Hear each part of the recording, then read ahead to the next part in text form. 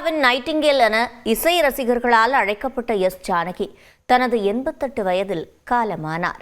தென்மதுர குரலால் தலைமுறை கடந்தும் நம் உணர்வுகளோடு ஒன்றிப்போன இசை சகாப்தம் எஸ் ஜானகி காலமானார் என்ற செய்தி இசை ரசிகர்களை மீளா துயரத்தில் ஆழ்த்தியிருக்கிறது.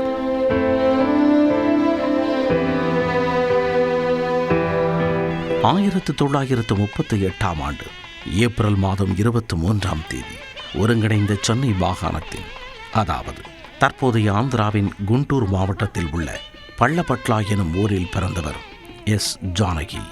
3 வயதிலேயே இசை கற்கத் தொடங்கிய இசைக்குயில் ஜானகி 9வது வயதிலேயே மேடை நிகழ்ச்சியில் பாடத் தொடங்கினார்.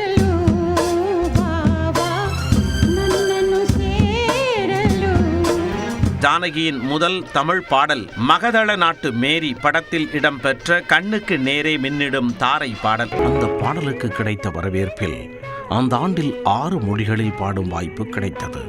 ஆனால் அவரை பட்டி தொட்டி எங்கும் கொண்டு சேர்த்தது கொஞ்சம் சலங்கை திரைப்பட பாடல்தான்.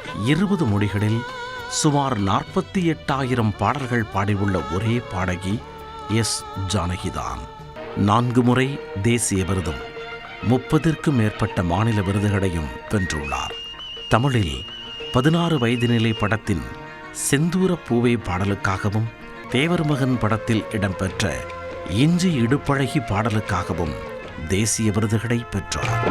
60 ஆண்டுகளாக MS விஸ்வநாதன் தொடங்கி இளையராஜா, AR ரகுமான், அனிருத் என 4 தலைமுறை இசையமைப்பாளர்களின் பாடல்களுக்கு பாடியிருந்தாலும் இளையராஜா இசையில் SPB உடன் இவர் இணைந்து பாடிய பாடல்களுக்கு தனி ரசிகர் பட்டாளமே உண்டு. திரை இசையின் நெடும் பயணத்தில் KJ Yesudas, SP Balasubrahmanyam, Malaysia Vasudevan ஆகியோரோடு இணைந்து பாடிய பாடல்கள் ரசிகர்கள் நெஞ்சில் நீங்கா இடம் பிடித்தவை.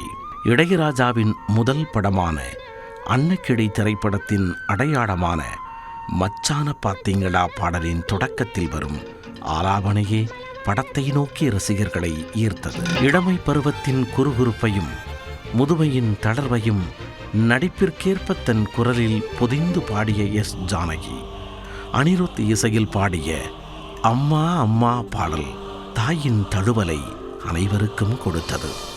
இந்த சூழலில் கடந்த ஜனவரி மாதம் தன்னுடைய ஒரே மகன் முரளி கிருஷ்ணா மாரடைப்பால் காலமானது அவரை மிகுந்த துயரத்தில் ஆழ்த்தியது. மகனை பறிகொடுத்த வேதனையோடு மைசூரில் வாழ்ந்து வந்த ஜானகி அம்மாள் உடல்நலக் குறைவால் சமீப காலமாக பொது நிகழ்ச்சிகளில் பங்கேற்பதை தவிர்த்தார்.